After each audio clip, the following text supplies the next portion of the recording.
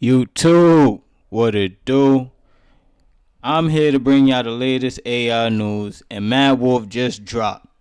AI news, real time AI is here in this world. Let's hop right into it, y'all. We not gonna waste no All time. right, let's break down the news. Last week on Black Friday, I got a new 3D printer, and then on Cyber Monday, I might have gone a little bit overboard on buying different colors of filament. I also just got back last night from a 2.5-day trip to Disneyland. This was before Elon Musk's comments about Bob Iger, but you're probably not watching this to hear the Matt Wolf news. You probably want the latest in AI news. And so on that front, this week marks the 1-year anniversary / birthday of the launch of ChatGPT. ChatGPT was launched on November 30th, 2022. And in that 1-year time, we've gotten a mobile app, we've gotten code interpreter, we've gotten DALL-E 3, we've gotten GPT-4, we've got voice prompting, and so many other features. It seems crazy. Yeah, we always ridicule ChatGPT for being behind, but it's come a long way. We always are hard on it, but congratulations and happy belated ChatGPT. Thank you for making all the advancements you did. Crazy to me that it only came out a year ago because it's come so far in that short amount of time. Also in OpenAI news, Sam Altman is officially back. Now the news came out that he'd be coming back last week, but it wasn't made official until this week. He was reinstated as CEO, Mira Murati was reinstated as CTO, Greg Brockman was reinstated as president of OpenAI. Greg Brockman posted a write-up on the blog basically saying thanks to everybody who works at OpenAI, including the board, for all of their hard work that they've put into it so far. Also mentioning that he wants to build a more diverse board and improve the governance structure. And one of the new board members is Hey, look. If y'all hiring, hire me, my nigga. Open AI, please. Diversity, I'm here.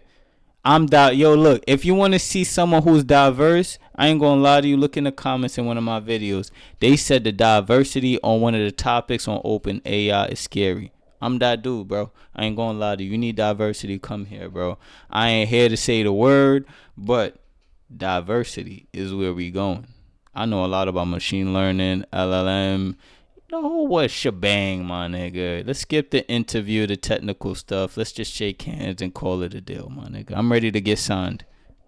Going to be somebody at Microsoft. However, there's a catch. They're going to be a non-voting observer member, meaning they'll know what's going on with the board and be involved with some of the decision making, but they don't actually get a vote when it comes time to make the decisions. But at least they won't be blindsided again like they were last time all the drama went down. We don't actually know who at Microsoft is going to hold that board spot. A spokesperson for Microsoft actually declined to comment on who from the company would fill that observer seat. There is a little bit more to this story from all the drama that unfolded last week. I reported in last week's news video that there was talk of this rumored Q-Star model, which was supposedly getting much better at doing math, which had huge implications towards the ability to possibly break encryption. Well, Sam actually did an interview this week with The Verge, and during that interview, they asked reports about the Q-Star model breakthrough that you all recently made. What's going on there? Sam Altman's response: no particular comment on that unfortunate leak.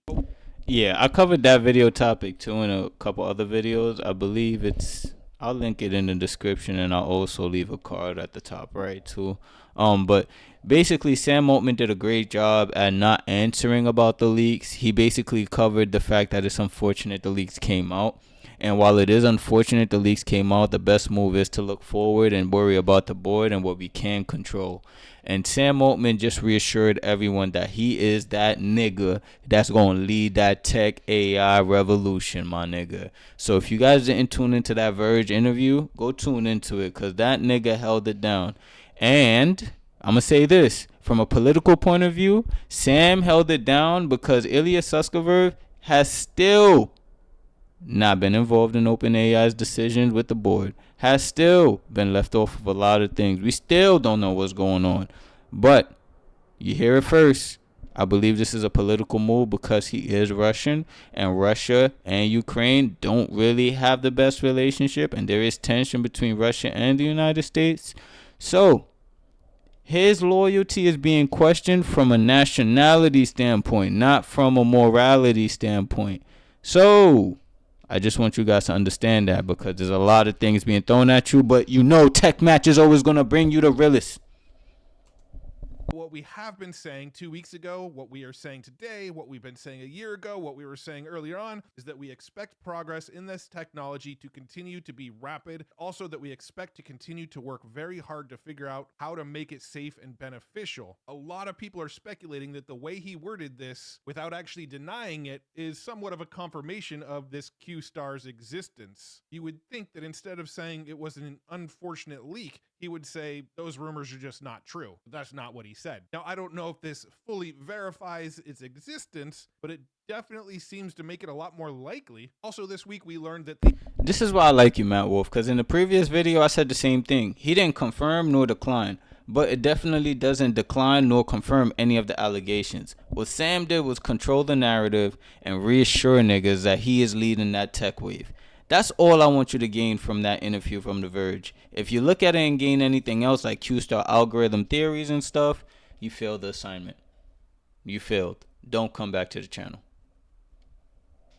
the OpenAI GPT store is going to be delayed until next year. Today, they sent out this email that at the end it says, in terms of what's next, we are now planning to launch the GPT store early next year. While we had expected to release it this month, a few unexpected things have been keeping us busy. I wonder what things those could be. In the meantime, we have some other great updates to ChatGPT soon. Next up, I want to tell you about the sponsor of today's video, Notion. Now, you may already be, for example, I do secondary organized and clear in my head on when and new drama is popping up over at Stability AI. According to this Fortune article, Stability AI is looking for buyers as investors are pressuring the CEO to resign. According to this article, Co2 Management, one of the investors in Stability AI, called for CEO Ahmad Mustak to step down in a letter to management last month. The demand came just a year after Co2 led a funding round that initially valued the startup at $500 million. Co2 wrote that Mustak's leadership had prompted several senior managers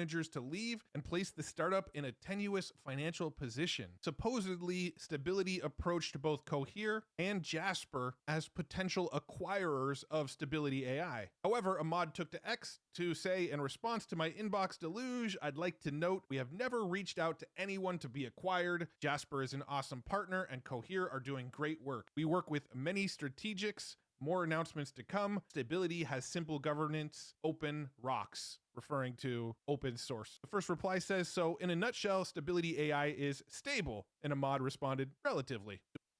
Hey everyone, this is John.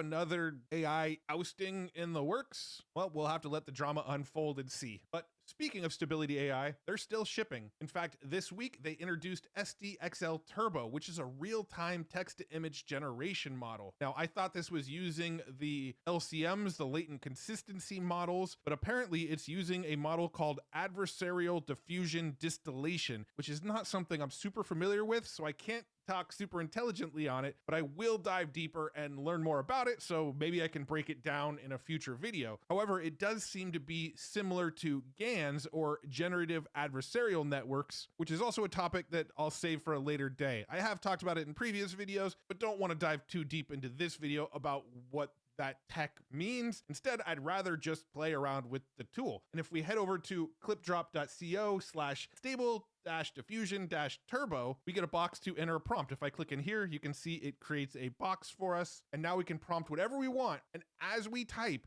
it will actually generate what we're typing on the screen. A blue wolf standing on a mountain top.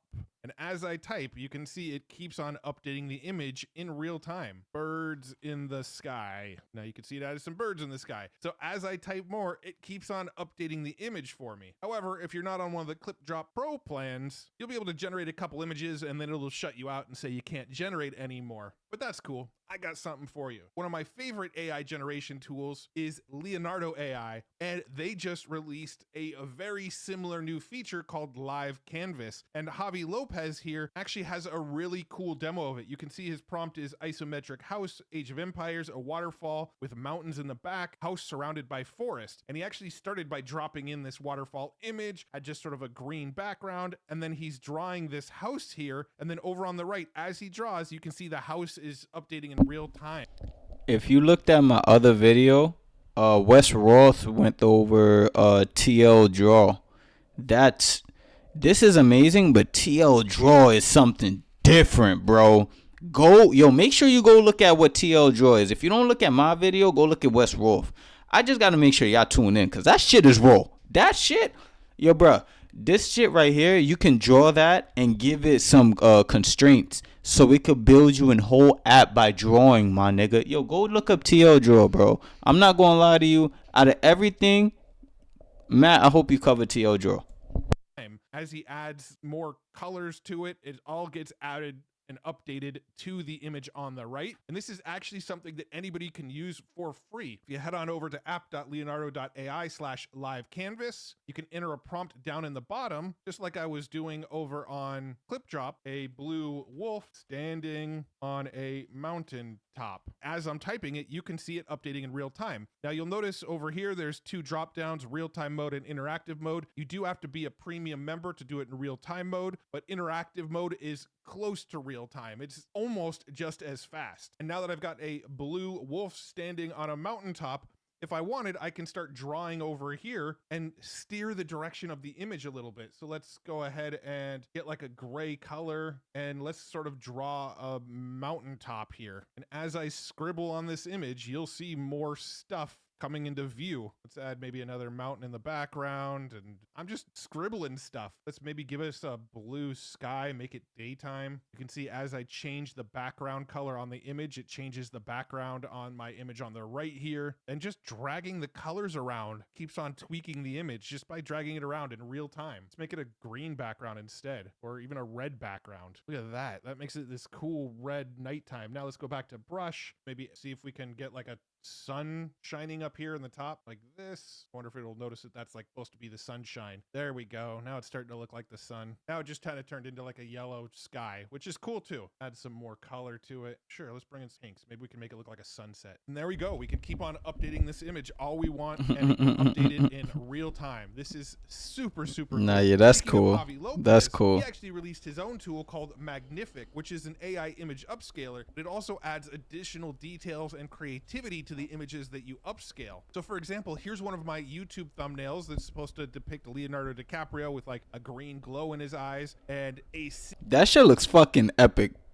That shit is gonna be my thumbnail too. That shit looks fucking epic, bro. city burning in the background. Now I did upscale it, and I will show you the upscaled version as I move this slider on the left over, and you can see it added more of a cityscape in the background. You can see it sort of added window lights. You can see the hand gets updated as I scan over the hand, and there's more detail in the fingers and the jacket. But where it's really noticeable is if you look at the forehead, the eyes, the mouth, the hair, all of the facial details, look at the difference it makes. There's without the upscale, there's with the upscale. The face and the eyes and the mouth and the hair up here, there's just so much more detail added in when you see the upscaled version. Here's a sort of low res image of my face that I uploaded here. If I bring this line over, you can see how much detail it adds back in. It's pretty freaking phenomenal. And there's a whole bunch of extra stuff that you can do over here. You upload your image right in here. At the moment, you can only scale it up by 2x, but you can keep on adding it in and scaling it by 2x over and over again. You can optimize it for different things like portraits or video game assets or 3D render.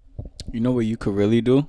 If you're reselling sneakers, you can make your sneakers look more newer than what it does. Like, you can enhance the photo to make the photo look like a better version of what it really does to sell it. You can add a text prompt here, change the creativity strength, the HDR strength, and the resemblance strength. And then there's some other experimental features here that you can play with as well. It's really, really impressive. Now, speaking of upscaling, I talked about a company called KREA AI last week, which is another sort of real-time AI image generator tool. My favorite AI tool to use right now. I don't know what it is about it, but just to draw on it is just so amazing. I'm not gonna lie to you. Well, this week, they also rolled out their own version of upscaling called Upscale and Enhance, which, if I'm being quite honest, looks almost identical to what Magnific just rolled out. If we take a peek inside of KREA here, you can see you upload your image on the left here, you have the AI strength, you have an upscaling factor, you can plug in a resolution, a prompt, and a negative prompt. So Magnific seems to have a few more features, but KREA looks like they really might have modeled Magnific when they rolled this into their platform. It is pretty good though. Here's a very low resolution image of a frog here. If I bring my line across here, look at how much it enhances this image. It is really actually impressive. Here's an image of a cake here. If I scroll across, look at how much more detailed that fruit becomes on the cake. There's some lemon and some water. If I scroll across here, you can see the details. Yeah, it's just different. Yeah, it's really enhanced. It's really enhanced. I believe it's still in beta. They're rolling it out slowly to people. But if you have access to KREA, I believe you have access to this. Again, I don't know if it's KREA or KREA. I think I've been using those interchangeably. But if you have access to it, you should have access to this upscale inside of it as well now. Now, speaking of AI art, Microsoft actually rolled out DALL-E 3 inside of Microsoft Paint. And I can actually open up my own version of Microsoft Paint on Windows here. And you can see I've got a new button up. You remember when we were trying to figure out if DALL-E 3 was coming out on Bing? And it was just rolling out, but we didn't know if it was rolling out on DALL-E 2, on DALL-E itself, or on Bing, because they were rolling out beta tests. Remember when it was on Bing? That was the whole thing, and now it just rolled out. Oh my god! Like DALL-E 3 is out. Hey. Up here that says co-create. If I click on co-create, it opens up co-creator preview and asks me to describe what I'd like to create. Let's do a humanoid robot holding a basketball. And then I get a handful of style options like charcoal, ink sketch, digital art, pixel art. Let's go ahead and do digital art and click create. And as it creates down here, you can see my credits went down by 1. So there is a credit system and you only have so many credits. I don't totally know how that works yet. I don't know how many credits you get or when they refresh. I just started playing with this, but you can see here's some images that it generated. If I click on one, it moves it over to the left side and I can do all of my normal paint stuff that I would normally do inside of Microsoft Paint with this image. Amazon's also getting into the AI art generation game. However, they're kind of coming in from a different perspective. They created a tool called Titan Image Generator, and it's actually designed for developers to build AI image creation apps. So it's not really supposed to be a front-end app where anybody just gets in and creates AI images. It's designed to make apps that create AI images. It also adds invisible watermarks to any of the images that are created, and they offer legal indemnity if you get into any copyright issues with any of the images generated from their Titan model. And speaking of Amazon, Amazon also announced Amazon Q, not to be confused with Q Star, which is the thing that a lot of people speculated caused. I think Amazon came out with the name just because they wanted to steal the show. Like, remember when the Barbie came out and Samsung rolled out their flip phone? And it was like, no, Razer rolled out their flip phone. I said Samsung. Samsung did roll out their flip phone, but Razer rolled out their flip phone when it was pink. And it just sold so much because it was fucking going with the Barbie theme. I think it's the same thing that Amazon's trying to do. They picked up from that and they just wanted to come out with an AI generator called Q and just try to steal some of the limelight. That's my opinion. Sam Altman to get fired before getting rehired. Amazon Q is actually an AI that looks at a company's database of all of their available information so that and the funniest thing about it, Q is supposedly supposed to be on ChatGPT 3.5, and Amazon is a big investor in Claude, and they're not even using Claude for Q. Like, I think it's been proven, but I don't want to quote that. So I want to say that they're not using Claude entirely for their Q system. Even if Claude is integrated, it's not the only use case for their Q system. It's mainly other LLM systems incorporated with that Q system. But if Claude is involved, this is just a clause that I'm putting in. If Claude is involved, it's involved. But I think that they're using GPT 3.5. Employees can get answers to questions, solve problems, generate content, and take actions using the data and expertise found at their company. So it's meant to be sort of an internal AI for your company that is trained on all of your company's data for the employees. This week, we also saw a sneak peek of where AI video is going. In fact, Pika Labs gave us a sneak peek demo of what they've been doing with their app, and it generates some amazing AI video clips, like really, really good cartoon and Pixar style videos here. But not only that, it's got some other really cool features that we haven't really seen in AI video yet. Things like taking a video and turning it into a different style video. I think Disney also restricted the use of, because it was coming out with Pixar logo themes, so they restricted the use of it because they know that they're in trouble. Or outpainting, like expanding to different aspect ratios, just like we do in Photoshop generative fill. Or you can even change things, like this woman changing her crop top here, or this monkey getting sunglasses. This is one of the coolest advancements we've seen in the world of AI video in a long time, and I'm excited to play with it. I should have my hands on it next week, and I'm hoping to make a demo video of it for you and show off more of what it can do. But while we're on the topic of Pika Labs, Pika also just raised $55 million. This is a company that's somewhat flown under the radar until fairly recently, and then out of nowhere, they've got one of the best video generation platforms out there. This $55 million round was funded by Lightspeed Venture Partners, with participation from Homebrew, Conviction Capital, SV Angel, Ben's Bytes, and notable angel investors including Quora founder Adam D'Angelo and ex-GitHub CEO Nat Friedman, both people who were somewhat sort of involved in all of the OpenAI drama last week. This new model that they're showing off is called Pika 1.0, and it's looking pretty dang exciting. Now, when it comes to generative AI video, there's really two companies that are leading the way, Pika Labs being one of them, the other one being Runway ML. And this week, Runway ML rolled out some new features as well. There's now more camera moves. If we jump into Runway ML here and we click on camera motion, look at all the options we have now. We've got horizontal movement, vertical movement, panning movement, tilt movement, roll movement, zoom movement, and there's even added styles now where you can give it a 3D cartoon style or an advertising style or a duotone or a sticker style. So much cool stuff in Gen 2. And it's kind of a bummer because earlier this week, I made a video about how I was trying to make an AI video movie trailer. And as soon as I release that video, better tech comes out for making AI videos. So expect an update to that process pretty soon because these tools are really going to up the game there. And in the last note about AI video this week, the AI video startup HeyGen is launching a near instant avatar generator, and they just raised $5.6 million in funding. Now, previously, HeyGen had a tool that was one of the best video translation tools I've ever seen. You upload a video in English or whatever language you're starting with, you tell it to translate it into a different language, and it changes the video to that language, but it makes your lips move so it looks like you're saying the words in that language. It sounds like your voice. Now it looks like you're going to be able to create new avatars in about 5 minutes using iPhone video. Now, back when this company was called Movio, before they rebranded to HeyGen, they reached out and asked if I wanted to have a custom avatar made for me. And in order to do that, I had to send them a whole bunch of green screen footage, and it was going to take their team quite a while to generate that avatar for me. Now it looks like you're going to be able to do it in just 5 minutes and do it yourself. So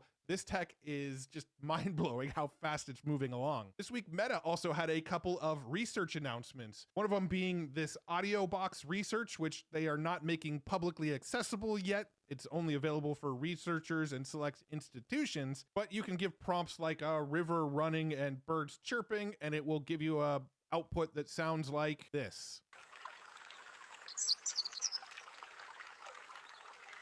It also has this really cool infill feature. Yeah, what it do, scrub of the century? What it do, my nigga? What it do? We tuning into some tech news. Drunk as fuck, Dumbo guy here. Don't worry, man. Let's tune into this tech news and watch it together. AI is getting crazy. And, you know, my boy Matt Wolf is out here giving us the latest news. So let's tune in. Feature where you give it an original audio file, select a section of the file, and actually replace the audio in that section. So check this out. I ain't gonna lie. Basically, he showing us that you could replace audio files and show us that you could do different shit with the audio files using AI that you ain't never could do before. And I know you drunk as shit, and that shit was probably a lot for you to understand, but that's AI for you. I don't get the shit either, but the shit just do it. That's the beauty of AI. It do it. It do it for us, bro. So let's tune into the show. I just wanted to explain where we was at. That's the original audio. This is the masked out portion of that audio. The text prompt is then given, river running, and then a dog barks several times, and then this is the output. So it added additional audio to that part that was asked to infill. Again, only available for researchers right now, but looks AI pretty spooky, but I haven't heard news about it, so let's go. So though I'm drunk, so I'm a huge nerd, so I'm tuned in right now. Gang, imagine this, right? So I'm gonna give it to you like this. You're drunk as shit and you're chilling on your third bottle. Alright, so you're drunk as shit, you're chilling, right? And this is going to be a video on YouTube, so thank you for tuning in. I'm going to make this a whole theme. You're drunk as shit, you're chilling, and you want to make sure you're safe. You tune into AI, you're like, yo, I need a Cane Corso that's just, I ain't trying to get demonetized on YouTube, but that's just on that. That's ready to pounce on someone. You put that in the AI, right? And you just chill, you kick back on your fourth bottle while the AI is alert, is just making sure the Cane Corso is wildin'. Like, ain't no intruder coming because they gonna think there's a Cane Corso there. But thanks to the AI, you just chilling on your fourth bottle. You just, hey, I'm chilling. Good, good, good. Hey, look, I'm gonna be honest with you, we both chilling, my nigga. So when we tune into the AI, it's just to make sure we all chilling forever. Don't worry, gang. If you tune into AI and you understand it, and if you tune into the show, we always going to be talking about AI. So you always going to be able to implement it in ways that is going to be utilized for your life and use case. So it's not always going to be about me.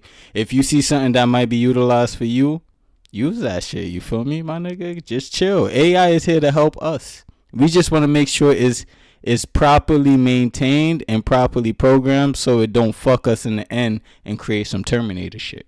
You get what I mean? We don't want no Terminator shit. We want the Jetsons. We want the jets, flying cars and all that shit. So we want to make sure everything is good now. You feel me? So like, I get you. pretty promising. Meta also released Don't worry, a suite gang. of AI Don't worry, gang. We gonna learn all that. That preserve the expression and improve streaming. And this is one that we Yeah, thank you for tuning in. Let me finish this video. Page. I'll make sure it's linked in the description and scroll all the way to the bottom. You can try the expressive translation demo here, and you can see they have some examples. So glad you are here. I am so happy to see you. Me alegra mucho que estés aquí. Me alegra mucho verte. You can see it maintained the voice and the way she said it, but it changed the language. Please don't leave. I don't want to be here alone. Por favor, no te vayas. No quiero estar aquí sola. It's pretty cool. I personally still think HeyGen does a better job at this because it actually changes the way your lips move, so it looks like you're saying it in the new. Yeah, I was about to say the same shit. I ain't gonna lie. That just look weird. That the sentence is finished and the lips just stop. Like it just don't look cool.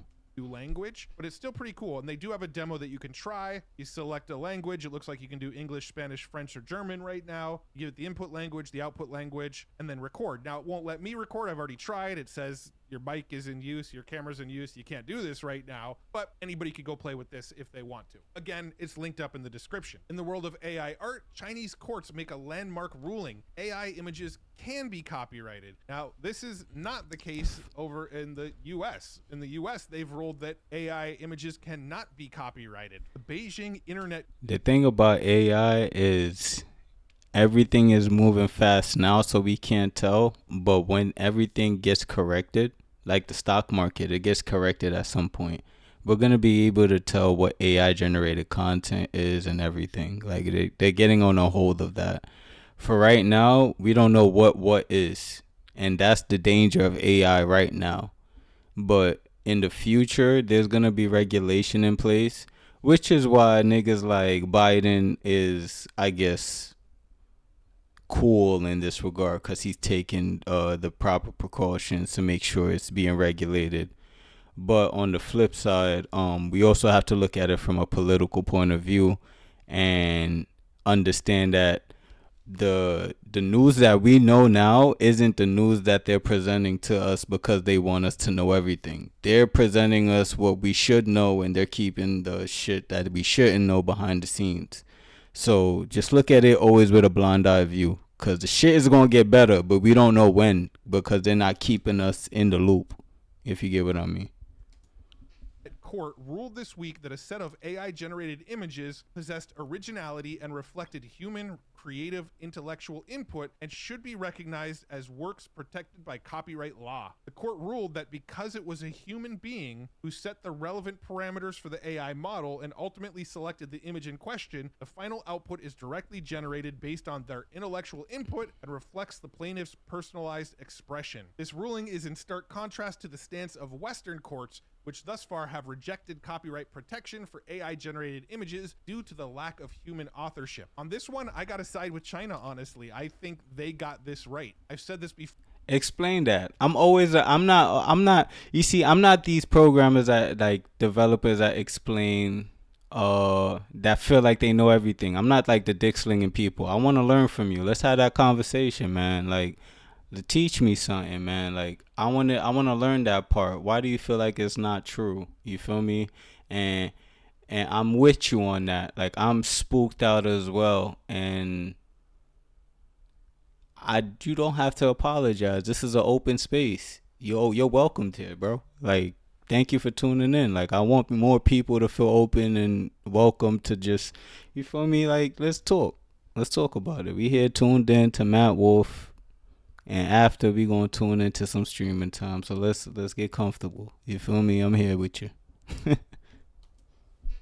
In past videos, and I'll say it again right now, when I create thumbnails for this YouTube channel, it often takes me longer than the creation of the video itself. I often create tons and tons and tons of iterations of the image. I change the prompt over and over and over again until I get it dialed in the way I want it. I do in painting, I do out painting, I use Adobe's generative fill to fix areas, I change colors and boost contrast and do all sorts of things before the image is ready and it becomes a thumbnail. A lot of work goes into some of the AI generated images, and under the current US copyright laws, my videos are copyrightable, but the thumbnails that I create technically are not, despite the fact that I put so much effort and work into them. This week, the US, Britain, and 16 other countries signed an agreement to make AI secure by design. Now, the agreement itself is fairly vague, basically saying that, hey, AI could be dangerous. We should all agree that we're approaching this safely.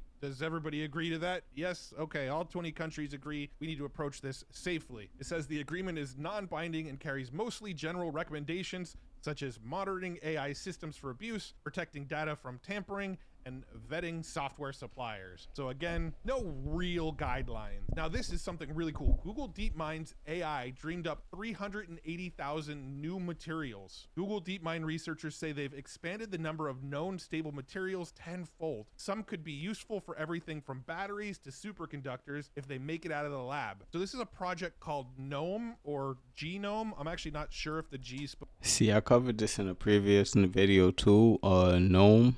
Y'all could check it out. I'll leave it in the description below. But it's also a great project out right now. Supposed to be silent or not, but basically this AI was trained using data from the Materials Project, which is a free-to-use database of 150,000 known materials, and using that information, the AI system came up with designs for 2.2 million new crystals, of which 380,000 of them were predicted to be stable, which means not likely to decompose or explode, and thus be plausible candidates for synthesis in a lab. So this can be really, really huge, and I'm looking forward to diving deeper into this and possibly even making a dedicated video about this, because the implications are pretty massive, especially in the world of finding new batteries, superconductors, and even possibly new like building materials. But again, I don't want to deep dive too much into it into this video, so it's something that I need to do more research on, and we'll likely do a deeper dive in a future video. And finally, to wrap up this week, everybody seems to be talking about AGI. NVIDIA's CEO Jensen Huang said at the NYT Dealbook Summit that he believes AGI will be reached in 5 years. Now, one of the things about AGI is that everybody that you might ask seems to have a different definition of AGI. So for example, Jensen Huang's definition is exhibits basic intelligence fairly competitive to a normal human, while Elon Musk seems to be a little bit more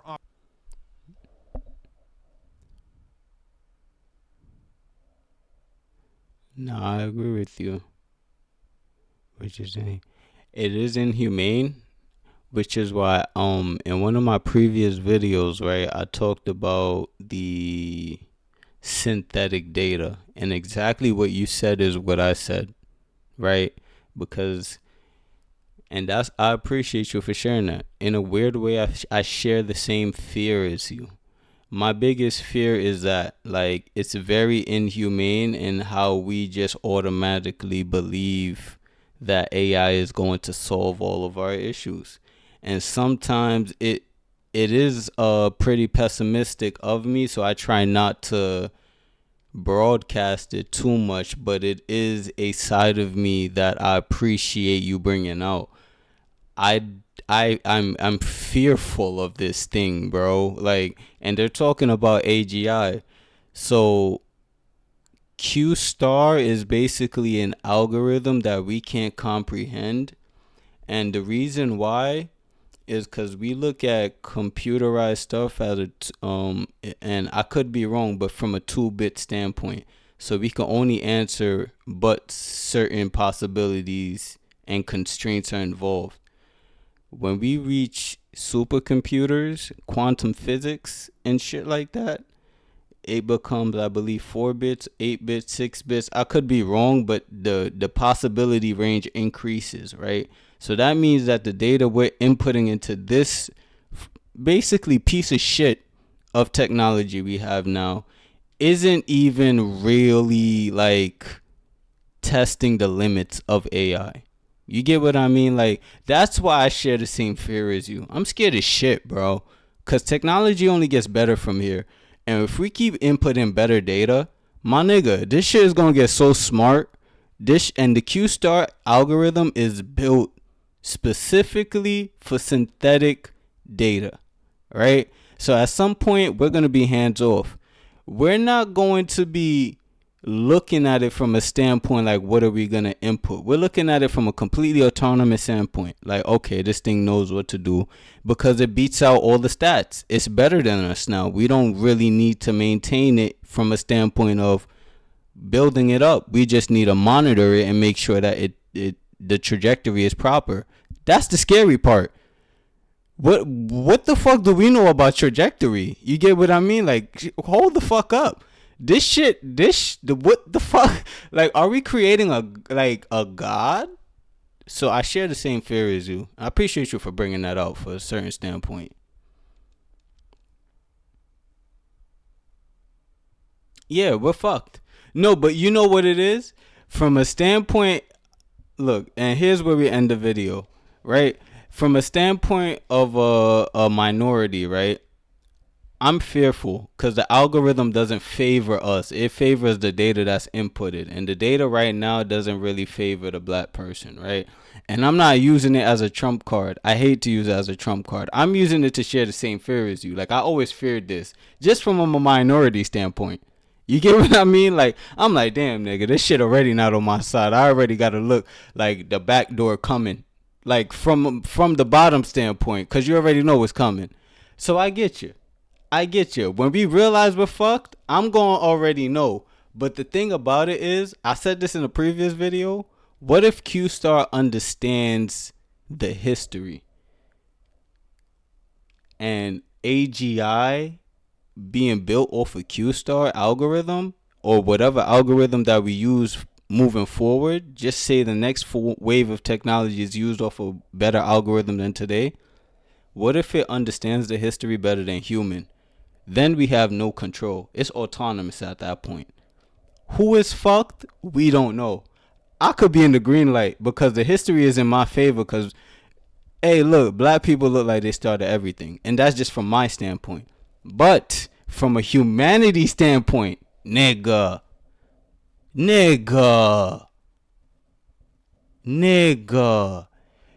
You know what I'll say? Like, comment, and subscribe to Matt Wolf. He brought us great content. Like, comment, and subscribe to my channel because we do great conversations and discussions. And we'll see you later.